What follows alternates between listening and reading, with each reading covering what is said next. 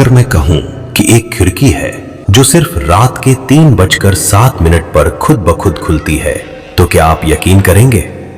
ये कहानी है आयरा की, एक 22 साल की लड़की जो हाल ही में अकेली शिफ्ट हुई एक पुरानी सन्नाटे से भरी बिल्डिंग में। उसके कमरे में एक खिड़की थी जिस पर जंग लगे कीले थीं और मोटी लोहे की जंजीरें, जैसे इसे बंद करने की बहुत मजबूरी रही हो।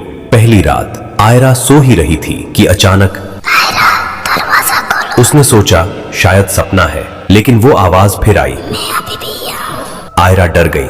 उसने मोबाइल की टॉर्च ऑन की और धीरे धीरे उस खिड़की के पास गई। वहां कोई नहीं था, लेकिन जंजीरें हल्की हल्की हिल रही थीं, मानो कोई अंदर से खिड़की धकेल रहा हो, धीरे धीरे और जोर से। अब आयरा को समझ आया ये जगह उसके रहने के लिए नहीं है। वो भागने लगी, लेकिन उसी वक्त खिड़की खुद खुल जाती है। ठंडी हवा कमरे में भर गई और उस खिड़की से एक लड़की का साया अंदर आया। फटे लंबे बाल, सफेद सूखी त्वचा और खाली आंखें, जैसे किसी ने आत्मा निकाल ली हो। वो आयरा के करीब आई और बोली, तुम्हें यहाँ नहीं रहना चाहिए था। आयरा चीखी, पर आवाज उसके गले में ही फंस गई। उस साया ने धीरे से फुसफुसाया, अब मेरी बारी है अंदर रहने की। और अगले ही पल उस साया ने आयरा को खिड़की के बाहर खींच लिया। सुबह लोग आए, लेकिन कमरे में सिर्फ एक चीज मिली, खिड़की फिर से कीलों और जंजीरों से बंद, और दीवार पर ताजा लिखा हुआ, अब भी कोई है यहाँ।